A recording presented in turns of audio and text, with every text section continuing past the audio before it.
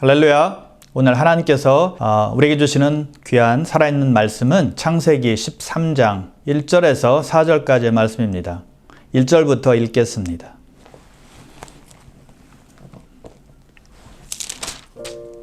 아브라함이 애굽에서 그와 그의 아내와 모든 소유와 롯과 함께 네겝으로 올라가니 아브라함에게 가축과 은과 금이 풍부하였더라. 그가 네겝에서부터 길을 떠나 베델에 이르며 베델과 아이 사이 곧 전에 장막 쳤던 곳에 이르니 그가 처음으로 제단을 쌓은 곳이라. 그가 거기서 여호와 이름을 불렀더라. 아멘. 우리는 예수 믿고 하나님의 자녀가 되어서 신앙생활하지만 종종 믿음에서 이탈할 때가 있습니다. 죄로 인해서 이탈할 때가 있고 삶의 어려움이나 슬픔을 겪어서 또 믿음이 식을 때도 있습니다. 사실은 우리의 욕심 때문에 세상을 쫓느라 세상의 즐거움 때문에 또 믿음으로 생활하지 못하고 이탈할 때가 사실은 많이 있죠. 또는 살기 힘든 환경 때문에 인간적인 생각으로 눈에 보이는 대로 따라가다가 하나님의 뜻을 어기는 그런 행동을 하게 때가 있습니다. 그래서 믿음의 실패로 인해서 고난을 겪을 때가 있다는 것이죠. 자, 근데 그런 고난을 겪을 때 두 가지의 반응으로 나타납니다. 두 종류의 사람이 있다는 것이죠. 어떤 분은 실패와 고난을 통해서 하나님을 다시 찾고 하나님께 가까이 가는 분들이 있습니다. 고난이 하나님께 다가가는 계기가 되는 것이죠. 고난의 긍정적인 측면입니다. 또 반대로 어떤 분들은 자신이 믿음으로 행하지 않고 불순종을 행해서 고난이 왔는데도 불구하고 하나님으로부터 더 멀어지는 분들이 있습니다. 더 막살고 더 망가지는 분들이 있다는 것입니다. 더 자신을 괴롭히는 겁니다.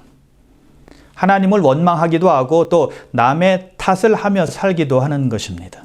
고난의 부정적인 측면이죠. 그래서 실패와 고난이 하나님께 더 가까이 가게 할 수도 있고 또 주님과의 사이를 더 벌어지게 할 수도 있다는 것입니다. 마음을 부드럽게 해서 주님께 가까이 가게 하는가 하면 또는 마음을 굳게 해서 또 하나님으로부터 멀어지게 할 수도 있다는 것이죠. 어떤 사람에게는 고난이 유익이 되지만 어떤 사람에게는 또 강팍한 마음을 주는 계기도 된다는 것이죠. 아브라함도 믿음에서 이탈했는데 그는 어땠을까요? 아브라함은 믿음으로 순종해서 갈대아 우르를 떠나 가나안에 도착을 했는데 그곳에 기근이 있자 애굽으로 내려가게 됩니다. 환경이 어려움을 보자 믿음은 온데간데 없어지고 보이는 것으로만 판단하고 약속의 땅을 뒤로하고 애굽행을 택한 것입니다. 가나안에 계속 있었더라면 하나님께서 그의 필요를 채워주셨을 텐데라는 아쉬움이 남죠. 하나님께서 가나안까지 인도하셨는데 나 몰라라 하시겠어요? 당연히 아니죠. 당연히 책임지죠. 당연히 역사해 주셨을 것입니다. 그리고 아브라함은 애굽에 내려가자 자기 아내를 누이라고 속입니다. 그래서 이방 사람인 바로로부터 책망을 듣는 부끄러움을 당하게 되죠. 예수 믿는 사람이 예수 믿지 않는 사람으로부터 정직하지 못하다라는 말을 들은 것입니다. 얼마나 창피합니까? 기근이 들자 하나님께서 약속한 땅에 있지 못하고 자기 마음대로 환경을 보고 옮긴 결과였습니다. 그러나 아브라함은 믿음의 사람이었죠. 보이는 대로만 또 느낌대로만 환경대로만 따라간 사람은 아니었어요. 결국 하나님께로 돌아가게 되었고 제자리를 찾게 되었다는 것입니다. 그것이 오늘 본문의 이야기입니다. 본문의 주제예요. 3절 4절 볼까요? 그가 네겝에서부터 길을 떠나 베델에 이르러 베델과 아이 사이 곧 전에 장막 쳤던 곳에 이르니 그가 처음으로 제단을 쌓은 곳이라. 그가 거기서 여호와 이름을 불렀더라. 아브라함은 갈대아 우르에서 가나안에 도착해서 장막을 치고는 처음 예배 드린 곳으로 간 것입니다. 처음 하나님을 만났던 것, 처음 하나님과 교제하고 하나님의 이름을 불렀던 곳으로 다시 돌아간 것입니다. 자, 아브라함이 어떻게 제자리로 돌아갈 수 있었을까요? 애굽 왕 바로가 아브라함에게 속은 것을 알자 아브라함과 그의 가족들을 자기 나라에서 다 내쫓게 됩니다. 추방한 거예요. 아브라함 창피했을 겁니다. 아내에게 미안했을 것이고요. 그냥 가나안에 있을 걸. 믿음을 지키지 못한 것에 대한 어떤 자책감 같은 것이 있었을 것입니다. 하나님께 물론 죄송했을 거고요. 아마 크게 낙심했을 겁니다. 우리가 그런 경우에는 보통 우리 감정대로 하기 마련입니다. 느낌대로 하기 마련이죠. 기분대로 하게 된다는 것입니다. 그렇다면 아브라함은 자기 고향인 갈대아우르나 또는 하란이나 또는 다른 곳으로 갈 수 있었습니다. 그러나 아브라함은 베델로 향했다는 것입니다. 하나님과 교제가 있었고 만남이 있었고 또 하나님을 경배하고 하나님의 이름을 불렀던 그곳으로 갔다는 것이죠. 순례자로 다시 돌아와서 장막에 거하며 예배자로 살기 시작한 것입니다. 주님을 섬기며 주님을 경배하며 주님을 예배하는 일을 잘 감당하게 되었다는 거예요. 교회사를 보면 죄에 빠졌다가 교회로 다시 돌아오는 성도들을 교회에서 어떻게 받아들여야 되나라는 고민을 많이 했던 적이 있었습니다.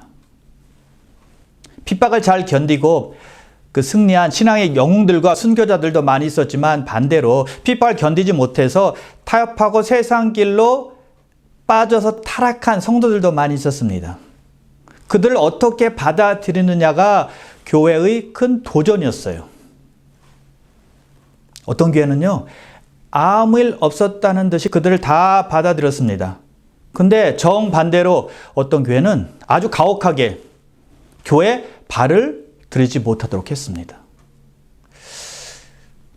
두 가지 다 좋은 해결책은 아니었어요. 근데 바르게 행했던 교회들이 있었습니다. 타락한 사람들을 허용하는 대신에 처음으로 돌아가서 초신자처럼 행하게 했습니다. 아무 일 없었던 것처럼 무조건 받아들이지도 않았고 아예 발을 들여놓지 못하게 하지도 않았다는 것입니다. 들어오는 사람들을 돌아오는 사람들을 환영하되 새 신자처럼 처음부터 다시 시작하게 한 것입니다. 기본부터 다시 가르치고 시작하게 한 것이죠. 아브라함이 그렇게 한 것입니다. 처음으로 돌아가서 하나님께 제단을 쌓고 하나님을 예배하고 경배하고 하나님의 이름을 부른 것입니다. 초심으로 돌아가서 비기너로 다시 시작을 한 거예요. 믿음에서 떨어진 곳이 어딘지를 생각하고 그것으로 돌아간 것이죠. 요한계시록 2장과 3장에 보면 우리 예수님께서 7교회에게 주시는 메시지가 나옵니다. 첫 번째 교회가 에베소 교회인데 에베소 교회의 문제는 처음 사랑을 잃은 것이었죠. 주님께서 해결책을 이렇게 주십니다. 어디서 떨어졌는지를 생각하고 회개하여 처음 행위를 가지라. 어디서 잘못되었는지를 생각하고 회개하여 처음 행위로 돌아가라는 것입니다. 처음 사랑으로 돌아가라는 거예요. 기본으로 돌아가라는 것이죠. 하나님은 우리가 처음 사랑으로 돌아와서 그 사랑을 가지고 하나님을 예배하고 섬기길 원하신다는 것입니다. 뜨겁게 사랑하고 섬기고 예배드렸던 대로 돌아가라는 거예요. 죄와 불순종으로 인해서 사랑이 식었다면 회개하고 처음 사랑을 가지라는 것입니다. 야곱도 아브라함과 비슷한 경험을 했습니다. 외삼촌 라반의 집에서 나와서 가나안으로 가다가 이방 땅인 세겜에 이르게 되었습니다. 거기에서 머물며 정착을 하게 된 겁니다. 그때 야곱의 딸 디나가 세겜 추장에게 강간당하게 되죠. 엄청나게 슬픈 일이 벌어진 것입니다. 그러자 야곱의 아들들 그 디나의 누이들이 가만히 있었겠습니까? 칼을 들고 가서 에겜 사람들 남자들을 칼로 다 죽이고 맙니다. 아주 끔찍한 사건이 발생하게 된 것입니다. 왜 그런 일이 생겼을까요? 우연히 그런 일이 생겼나요? 살다 보면 그런 일도 있고 저런 일도 있는 거지 뭐 이렇게 생각해야 되나요? 아닙니다. 전에 하나님께서 야곱에게 이렇게 말씀하셨어요.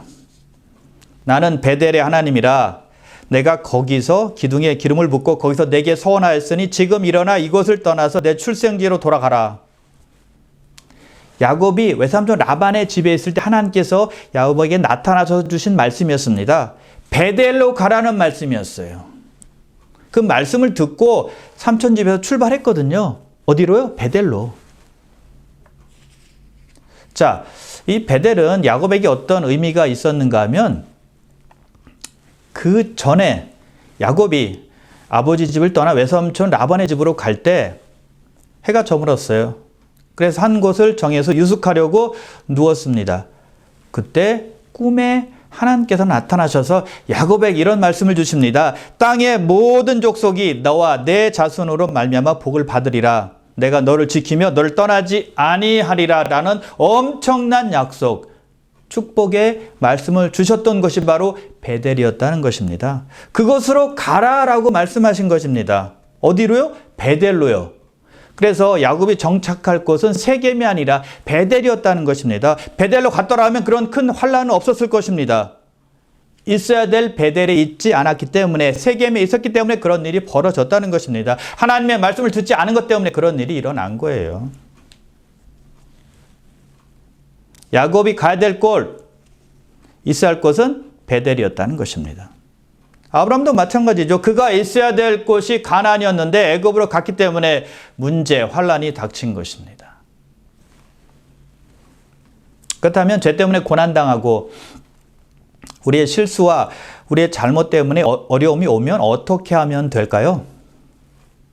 이미 저지른 죄, 실수, 잘못 돌이킬 수 없어요. 없앨 수 없습니다.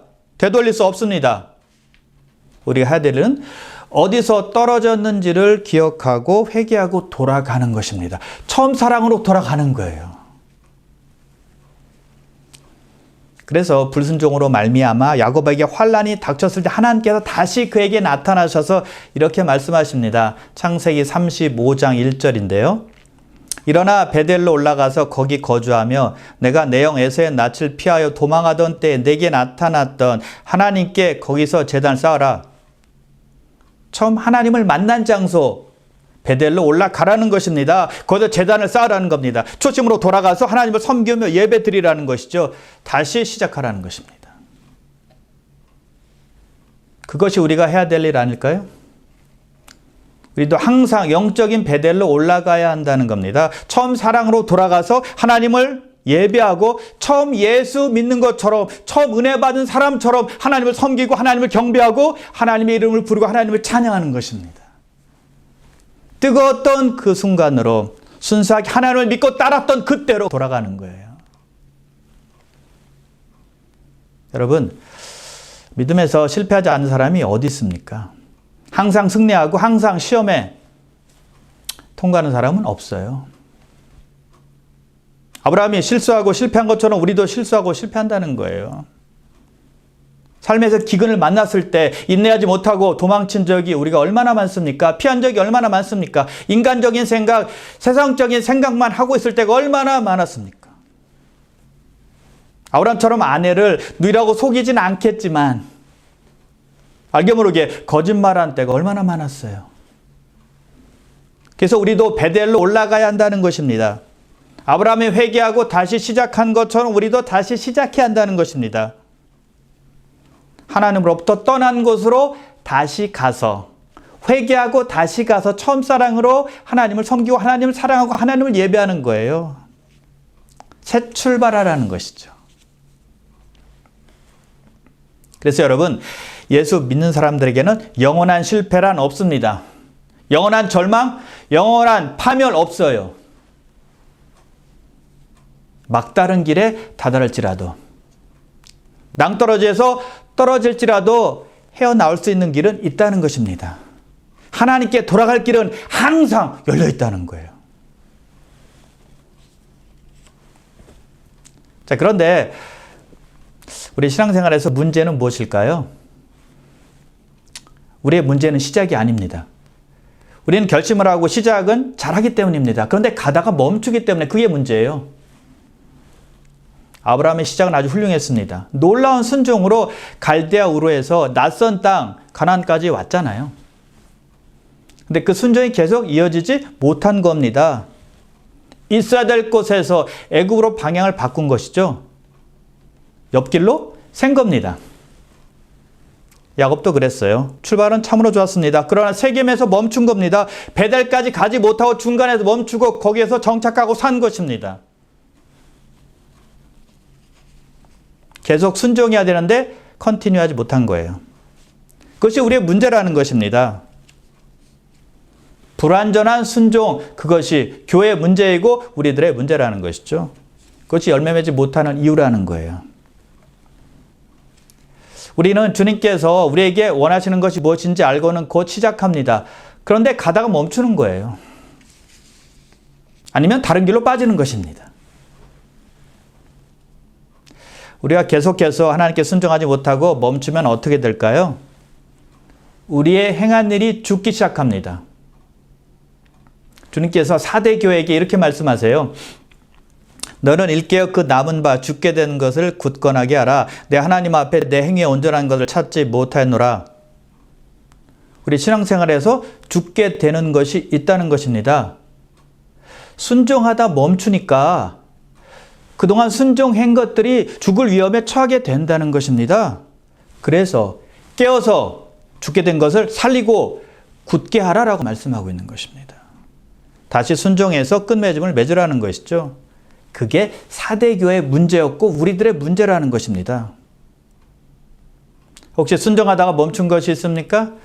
다시 순종해서 다시 시작하십시오. 혹시 아브라함처럼 샛길로 샌 적이 있습니까? 일어나서 다시 원래 길로 돌아가십시오. 야곱처럼 가다가 순종하다가 멈춰서 머무는 곳이 있습니까? 목적지를 향해서 다시 출발하십시오. 자, 우리가 불순종해서 죄를 짓고 어떤 자책감을 느끼면 사탄이 꼭 우리에게 와서 속삭이는 말이 있습니다. 너는 안 돼. 네가 하나님께 돌아가도 너는 소용없어. 너는 똑같은 죄를 질 테니까 넌 안 돼. 그냥 현재 사는 그대로 살아. 그게 좋은 거야. 이렇게 말합니다. 근데 절대 잊지 말 것은 우리 하나님은 우리가 하나님께로 돌아오기를 원하신다는 것입니다. 그러면 큰 은혜를 베풀어 준다고 약속하세요.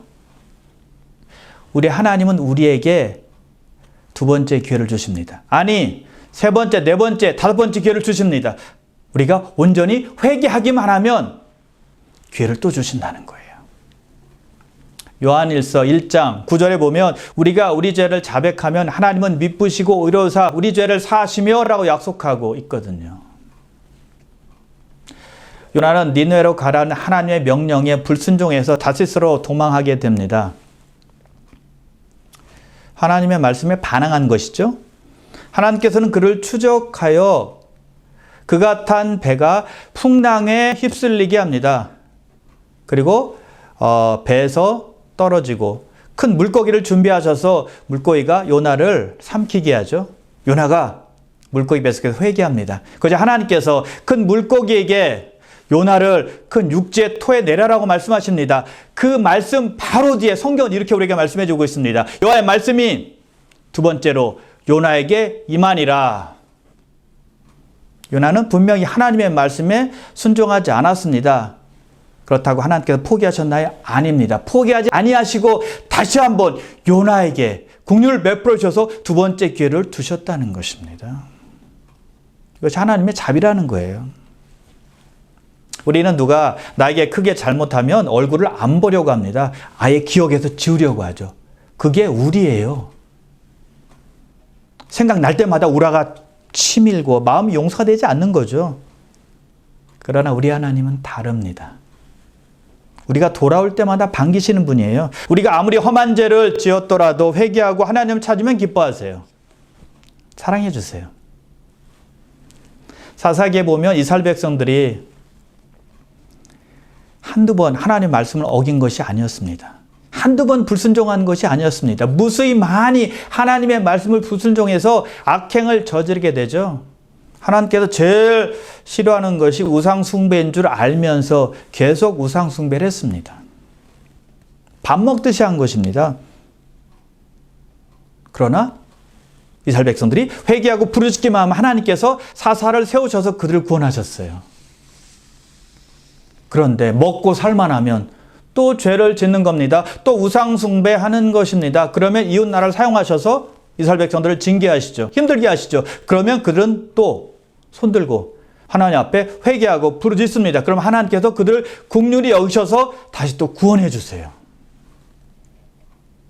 그들이 처음 잘못한 것처럼 그렇게 보시고 용서해 주는 거예요. 기다리고 계셨다가 돌아오면 반기시는 것입니다.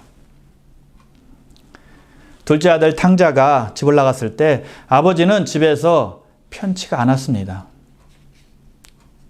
집 문 밖에서 아들이 돌아오기만을 매일매일 기다렸습니다. 오늘 올까? 내일 올까? 계속 기다렸죠. 그날도 아버지는 어김없이 문 밖에서 아들을 기다렸습니다. 그런데 멀리서 한 청년이 오는데 완전히 거지된 모습으로 아버지 집 쪽으로 걸어오는 사람이 있었어요. 집에서 나갈 때와 지금의 모습과는 완전히 달랐지만 아버지는 자기 아들인 것을 직감했습니다. 달려가서 그 아들을 품에 안았습니다. 목을 안고 입을 맞췄습니다. 가슴 뭉클한 장면이죠. 아들이 그때 이렇게 말합니다. 아버지, 내가 하늘과 아버지께 죄를 지었사오니 지금부터는 아버지 아들이라 일컬음을 감당하지 못하겠나이다. 자기가 죄인인 것을 고백합니다. 진정한 회개를 했던 것을 잘 알 수가 있죠. 아버지를 볼 면목이 없다는 겁니다. 근데 아버지는 아들이 한 일에 대해서는 아무런 말씀도 하지 아니하시고 하인들을 시킵니다. 가장 멋진 옷을 입혀라. 그리고 손에 가락지를 끼워라. 그 말은 아들로 회복시키겠다는 뜻이죠. 그리고 발에 신을 신겨라. 그리고 살찐 송아지를 잡아라. 파티하겠다는 것입니다. 아들이 돌아왔으니까 잔치를 베풀겠다는 겁니다. 그리고는 이렇게 말합니다. 우리가 먹고 즐기자. 이 내 아들은 죽었다가 다시 살아났으며 내가 잃었다가 다시 얻었노라.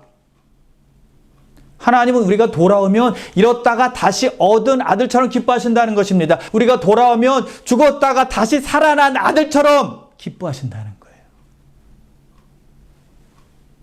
이것이 하나님의 사랑이라는 것입니다. 우리가 돌아오기만 하면 기뻐하시고 우리를 안아주세요. 잘못한 것 하나도 따지지 아니하시고 돌아온 것만 보고 좋아하세요. 어린아이처럼 기뻐하신다는 것입니다. 그런데 탕자의 형이 있었죠. 탕자의 형은 아버지에게 항의합니다. 죄를 짓고 집을 나가서 흥청망청 창기와 함께 모든 돈을 다 쓴 저 녀석, 저 자식을 왜 그렇게 잘해줍니까? 왜 반깁니까? 왜 기뻐하십니까? 라고 아버지에게 불평합니다. 불만을 토해냅니다. 여러분, 그 탕자 형은 누구를 대표할까요? 저와 여러분들이에요. 죄진 사람은 마땅히 벌 받아야 된다라고 생각하는 것입니다. 그런 사람이 동생이든 누구든 상관이 없습니다. 나보다 잘 되는 것은 용납이 안 되는 겁니다. 시기에 질투하고 남이 잘 되는 꼴을 보지 못하는 거예요. 우리들의 모습이라는 것이죠.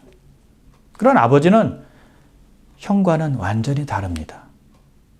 왜냐하면 그 아버지는 우리 하나님이시기 때문입니다. 자비와 국률이 한이 없으신 분이라는 것입니다. 돌아오기만 하면 마냥 기뻐하세요. 하나님의 우리를 향한 마음이 어떤지를 잘 표현한 성경 구절이 있습니다. 스바냐 3장 17절입니다. 너희 하나님 여호와가 너희 가운데 계시니 그는 구원을 베푸실 전능자이시라. 그가 너로 말미암아 기쁨을 이기지 못하시며 너를 잠잠히 사랑하시며 너로 말미암아 즐거이 부르며 기뻐하시리라. 우리 가운데 계시는 전능자 하나님이 계신데 그 하나님이 우리로 말미암아 아니 저와 여러분으로 말미암아 기쁨을 이기지 못한다는 것입니다. 기쁨 참지 못할 정도로 우리 때문에 기뻐하신다는 것입니다. 우리를 잠잠히 사랑하시고 우리로 인해서 즐거이 노래를 부르신다는 거예요. 우리가 정말 기뻐할 때 어떻게 기뻐할까요? 그냥 가만히 앉아서 아 기쁘다, 아 좋다, 아 기분 좋다 이 정도일까요? 아닙니다. 정말 기쁘면 온몸으로 다 표현합니다. 펄쩍펄쩍 뛰며 좋아합니다. 춤추며 좋아합니다. 우리 하나님께서 춤추며 기쁨을 이기지 못하며 우리를 인하여 좋아하시고 즐거워하신다는 것입니다. 우리를 보실 때 그렇게 기뻐하신다는 거예요. 그리고 기쁘면 노래가 나옵니다. 흥얼흥얼 거리잖아요. 하나님도 우리로 말미암아 즐거이 부르신다고 말씀하고 있는 것입니다. 우리 때문에 노래 부를 정도로 기쁘시다는 거예요. 좋아서 어쩔 줄을 몰라 하신다는 것이죠. 언제요? 우리가 회개하고 주님께 돌아올 때. 두 팔 벌리 환영하시는 것입니다. 그렇다면 우리 할 일은 한 가지입니다. 여호와께로 돌아가는 것입니다. 하나님께서 기뻐하시는데 못할 이유가 무엇이 있겠습니까? 해야죠. 아브라함이 그렇게 한 것입니다. 야곱이 그렇게 한 것입니다. 여러분, 승리하는 성도는 어떤 사람입니까? 늘 새 출발하는 사람입니다. 오뚜기처럼 일어나서 다시 시작하는 사람이에요. 비록 실패해서 넘어질지라도 다시 일어나서 새롭게 출발하는 사람입니다. 우리는 낙심할 수 있습니다. 우리는 다운될 수 있습니다. 잠시 힘들어서 주저앉아 있을 수 있습니다. 그럼에도 불구하고 다시 일어나서 가던 길을 다시 가는 사람이 승리의 크리스찬이라는 것입니다. 아브라함이 베델로 올라가서 제단을 쌓고 여호와 이름을 부르기 시작했습니다. 그때 그의 기분, 그의 심정은 어땠을까요? 감격적으로 하나님께 예배를 드렸을 것입니다. 애굽에 가서는 예배를 못 드렸거든요. 제단을 쌓을 수가 없었거든요. 인간적인 생각만 했잖아요. 그러니 자기 아내를 뉘라고 속인 것 아닙니까? 아주 하나님 보시기에 못난 행동을 한 것입니다. 그럼에도 불구하고 하나님은 그를 불쌍히 여기셔서 아브라함과 사라를 바로의 손으로부터 지켜주시고 보호하시고 이곳 베델까지 인도해 주신 것입니다. 감격하며 감사하며 하나님께 제단을 쌓고 여호와 이름 부르고 예배를 드렸을 것입니다. 무엇보다 하나님과의 관계가 회복된 것에 대해서 기뻐했을 겁니다. 아, 여기가 내가 있어야 될 곳이구나 라는 생각을 하며 기쁨과 감사함으로 예배를 드렸을 거예요. 우리가 여호와께로 돌아갈 때 참 만족이 있다는 걸 꼭 기억하는 여러분 되시길 바랍니다. 그러므로 사랑하는 귀한 성도 여러분, 오늘 여호와께 돌아가십시오. 두 팔 벌려서 환영하고 여러분들을 인하여 기쁨을 주체하지 못하는 하나님께 안기셔서 그 안에서 참 평안과 참 기쁨과 참 만족과 참 행복을 누리심으로 여러분이 달려갈 길을 잘 달려가는 여러분 되시기를 주님의 이름으로 축원합니다.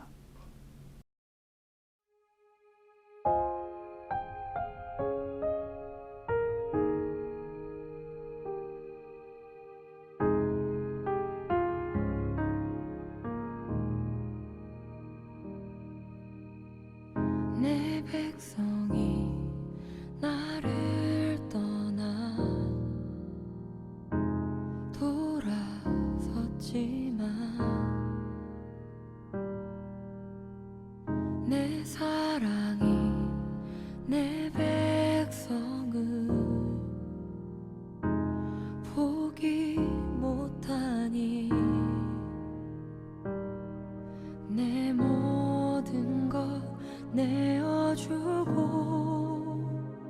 나 그